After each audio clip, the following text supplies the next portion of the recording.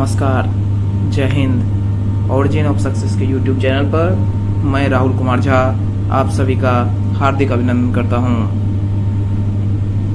दोस्तों, आज हम लोग मराठा साम्राज्य और वीर शिवाजी महाराज के बारे में जानेंगे। मराठा साम्राज्य इतिहास का एक महत्वपूर्ण टॉपिक है जो मुख्यतः अलग अलग एग्जामों में इससे प्रश्न बनते हैं। यदि हम लोग मराठा साम्राज्य की बात करें तो मराठा साम्राज्य के संस्थापक शिवाजी महाराज थे। शिवाजी महाराज के यदि हम कार्यकाल की बात करें तो इनका जन्म 1627 में हुआ था और इनकी मृत्यु 1680 में हुई थी। शिवाजी महाराज का जन्म 1627 में सिवनेर जुन्नार के निकट हुआ था। शिवाजी महाराज के पिता का नाम शाहजी भोसले, माता का नाम जीजाबाई, इनके गुरु रामदास थे तथा इनके संरक्षक दादा कोंडदेव थे। शिवाजी महाराज के जीवन पर इनकी माता जीजाबाई का सर्वाधिक प्रभाव माना जाता है। अब यदि हम शिवाजी महाराज के विजय की बात करें, शिवाजी महाराज के अभियानों की बात करें तो सर्वप्रथम नाम आता है तोरण किले पर अधिकार का। शिवाजी महाराज ने 1644 ईस्वी में सर्वप्रथम तोरण नामक किले पर अधिकार किया था।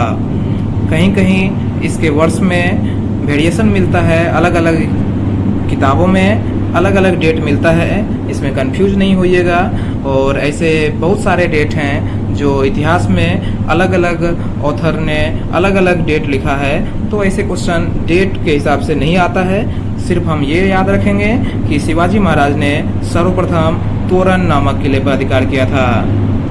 इसके बाद की यदि महत्वपूर्ण घटना के बारे में हम देखें तो 1659 में बीजापुर के शासक ने अफजल खां को शिवाजी को मारने के लिए भेजा था, लेकिन शिवाजी महाराज ने बड़ी चतुराई के साथ अफजल खां को ही मार डाला। इसके बाद मुगल शासक औरंगजेब ने अपने सेनापति जयसिंह को शिवाजी महाराज को कब्जे में करने के लिए भेजा और शिवाजी महाराज और मुगल सेनापति जयसिंह के बीच 1665 ईस्वी में पुरंदर की संधि हुई। पुरंदर की संधि कई बार एग्जामों में क्वेश्चन बना है। 1665 में शिवाजी और मुगल सेनापति जयसिंह के बीच हुई थी। इस संधि के तहत शिवाजी महाराज औरंगजेब के दरबार में प्रस्तुत हुए थे और वहां पर उनको कैद कर लिया गया था, लेकिन शिवाजी महाराज बड़ी चतुराई से 1666 ईस्वी में उस कैद से बाहर निकल गए थे। 1674 ईस्वी में शिवाजी महाराज ने रायगढ़ में वाराणसी के प्रसिद्ध विद्वान श्री गंगा भट्ट द्वारा अपना राज्याभिषेक करवाया था। इसके साथ ही शिवाजी महाराज ने हैंदव धर्मोद्धारक और क्षत्रिय कुलावतंस की उपाधि धारण की थी। शिवाजी महाराज गोरिल्ला युद्ध में काफी निपुण माने जाते थे और इन्होंने हिंदुओं के धर्मोद्धारक और क्षत्रिय के कुलावतंस, क्षत्रियों के वंश के रक्षक की उपाधि धारण की थी। शिवाजी महाराज के प्रशासन के बारे में काफी मशहूर है कि शिवाजी महाराज के प्रशासन को 8 मंत्रियों की एक परिषद थी और उन्हें अष्टप्रधान के नाम से जाना जाता था। इस अष्टप्रधान में पेशवा सबसे महत्वपूर्ण पद था और पेशवा उनके संपूर्ण प्रशासन का पर्यवेक्षण का कार्य करता था। इसके बाद अमात्य या जिसे मजूमदार भी कहा जाता था, ये शिवाजी महाराज के वित्त मंत्री होते थे। वाक्यान्विश दरबारी कार्यों के रिकॉर्ड के लिए काम करता था। चिटनीस या सुरुनविश पत्राचार विभाग को देखता था। सेनापति जिसे सर ए नौबत भी कहा जाता था, सेनापति जैसे नाम ही है, सेना का नेतृत्व करता था। दबीर या सुमंत विदेश विभाग को संभालता था। पंडित राव या दानाध्यक्ष जिसे कहा जाता है, वो धार्मिक मामलों की देखरेख करते थे। और सबसे लास्ट में न्यायाधीश, जो कि न्याय विभाग का प्रमुख होता था। हालांकि सर्वप्रमुख तो छत्रपति होते थे, शिवाजी महाराज होते थे, लेकिन न्यायाधीश का पद न्याय करने के लिए था। ये 8 मंत्री अष्टप्रधान के रूप में जाने जाते थे और ये शिवाजी के प्रशासन का एक महत्वपूर्ण हिस्सा था। यदि हम लोग शिवाजी महाराज के टाइम में टैक्स को देखें, कर को देखें, तो 2 महत्वपूर्ण कर शिवाजी महाराज ने लगाया था। सबसे पहला चौथ नाम से ही स्पष्ट है, यानी कि 1/4। चौथ एक मराठा कर था जिसमें संबंधित राज्य को अपने भू राजस्व का 25% यानी कि 1/4 हिस्सा देना पड़ता था। और चौथ के वसूली के लिए काम विस्तार नामक अधिकारी की नियुक्ति शिवाजी महाराज ने की थी।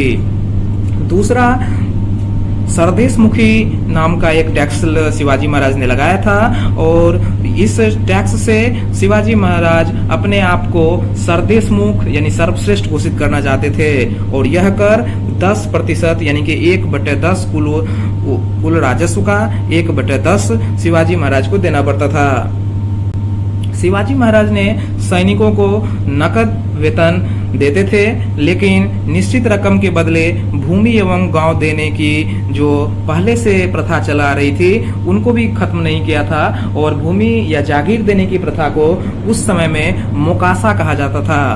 शिवाजी महाराज के पास एक सुदृढ़ नौसेना भी थी और इसका मुख्यालय कोलाबा में है। कोलाबा में शिवाजी महाराज के नौसेना का मुख्यालय था।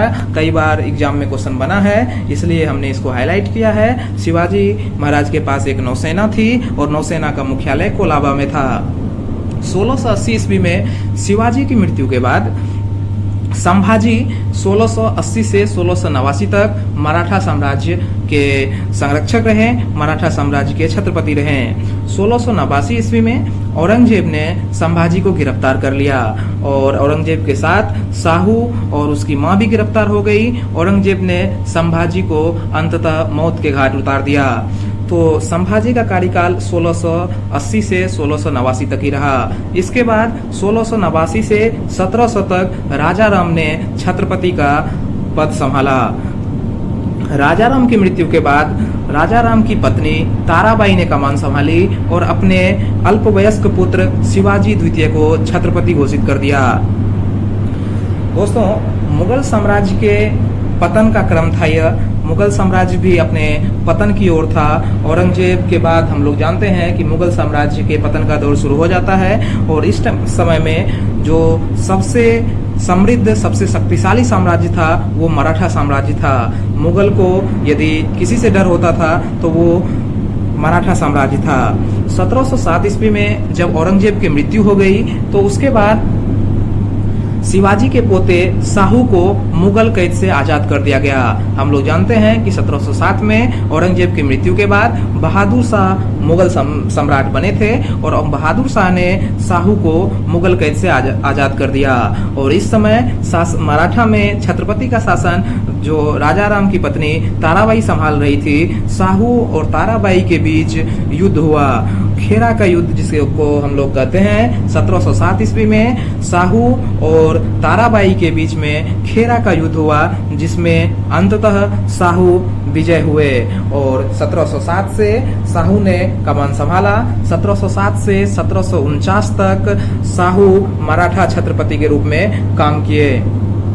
शाहू के समय में सबसे महत्वपूर्ण घटना पेशवा के पद का सृजन था।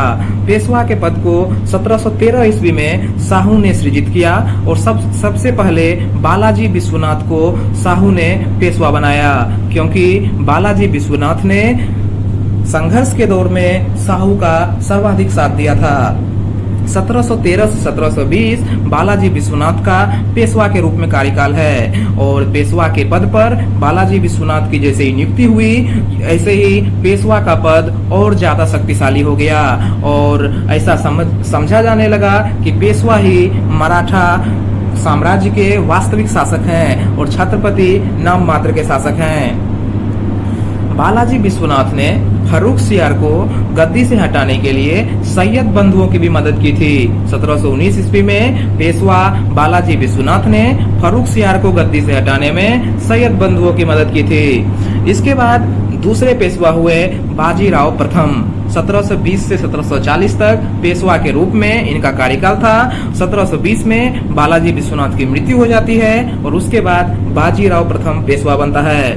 बाजीराव प्रथम के काल में एक महत्वपूर्ण घटना हुई थी। हैदराबाद के शासक निजाम उल मुल्क के साथ 1728 ईस्वी में पालखेरा का युद्ध हुआ। पालखेरा का युद्ध कई बार एग्जामों में क्वेश्चन बना है, इसका डेट्स रखिएगा। 7 मार्च 1728 को पालखेरा का युद्ध हैदराबाद के निजाम उल मुल्क के बीच, निजाम उल मुल्क और बाजीराव प्रथम के बीच हुई। निजाम के साथ इसमें मुंगी सिप गांव की संधि की गई थी। 1737 ईस्वी को बाजीराव प्रथम ने दिल्ली पर आक्रमण किया और दिल्ली पर आक्रमण करने वाला वह पहला पेशवा था। इस समय हम लोग जानते हैं कि मोहम्मद शाह रंगीला दिल्ली का शासक था। 1740 ईस्वी में बाजीराव की मृत्यु के बाद बालाजी बाजीराव पेशवा के पद को संभालते हैं। 1740 ईस्वी में बाजीराव प्रथम की मृत्यु हो गई और उसके बाद बालाजी बाजीराव, जिसे हम नाना साहब के नाम से भी जानते हैं, उन्होंने पेशवा का पद संभाला। बालाजी बाजीराव ने मराठा शासक राजाराम द्वितीय से 1750 में संगोला की संधि की। यह संधि बहुत महत्वपूर्ण है। 1750 में संगोला की संधि बालाजी बाजीराव ने राजाराम द्वितीय के साथ में की और इस संधि के तहत पेशवा वास्तविक शासक बन गया।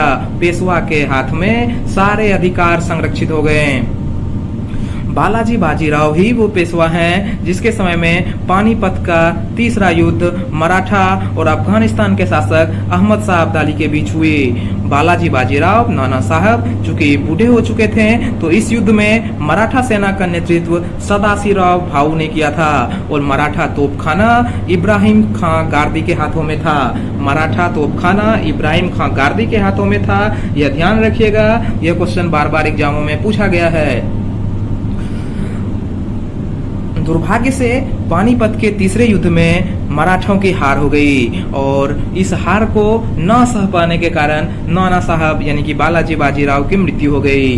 बालाजी बाजीराव की मृत्यु 1761 में होने के बाद माधवराव ने पेशवा के पद की गरिमा को, पेशवा की प्रतिष्ठा को पुनः बहाल करने का प्रयास किया। माधवराव के समय में ही मुगल बादशाह शाह आलम द्वितीय अंग्रेजों के संरक्षण को छोड़कर दिल्ली आ गए और मराठों की अधीनता स्वीकार की।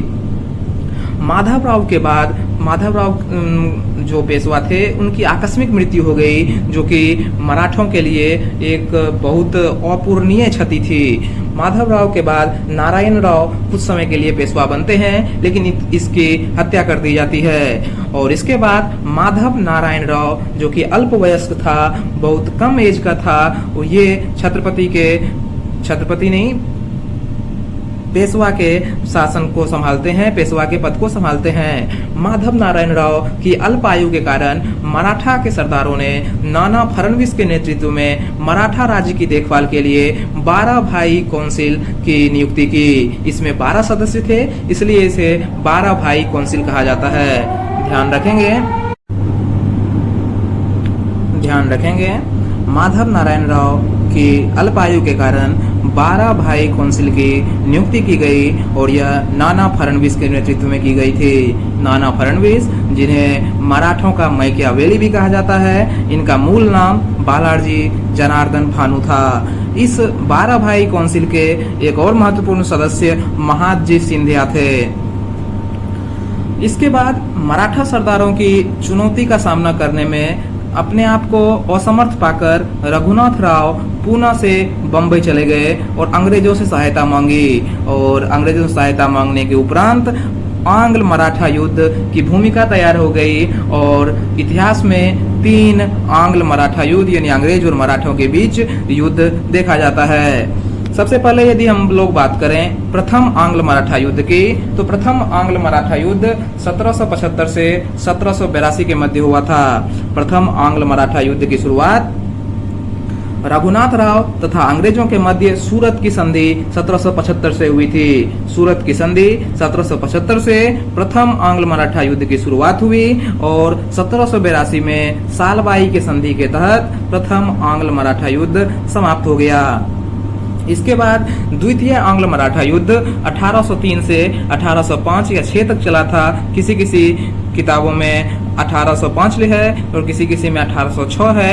ये कंफ्यूज नहीं होइएगा, डेट से ऐसा क्वेश्चन नहीं आ सकता है, क्योंकि अलग अलग किताबों में अलग अलग राइटरों के अनुसार अलग अलग डेट हमें देखने को मिलता है। तो द्वितीय आंग्ल मराठा युद्ध 1803 से 1805 या 1806 के मध्य चला था और पेशवा माधव नारायण राव ने आत्महत्या कर ली थी 1795 में। और इसके बाद रघुनाथ राव का पुत्र बाजीराव द्वितीय, जो कि अंतिम पेशवा था, वो पेशवा बना और इन्होंने अंग्रेजों के साथ बसीन की संधि 1802 में कर ली और बसीन के संधि के तहत अंग्रेजों की अधीनता स्वीकार कर ली और यही मुख्य कारण बना द्वितीय आंग्ल मराठा युद्ध का। द्वितीय आंग्ल मराठा युद्ध में कई प्रकार की संधियां भी की गई, जैसे देवगांव की संधि 1801 ईस्वी में भोसले और अंग्रेज के बीच हुई थी। सूजी अर्जुन गांव की संधि 1803 ईस्वी में सिंधिया और अंग्रेज के बीच हुई। राजपुर घाट की संधि 1805 ईस्वी में होलकर और अंग्रेज के बीच हुई। इसके बाद तृतीय आंग्ल मराठा युद्ध 1817 से 1818 या 19 तक चला था और यह अंतिम आंग्ल मराठा युद्ध था। लॉर्ड हेस्टिंग्स के समय यह युद्ध हुआ था। लॉर्ड हेस्टिंग्स ने काफी आक्रामक रुख अपनाया, पिंडारियों के दमन के बहाने मराठों को चुनौती दी और तृतीय आंग्ल मराठा युद्ध प्रारंभ हो गया। तृतीय आंग्ल मराठा युद्ध में मराठे बुरी तरह पराजित हुए।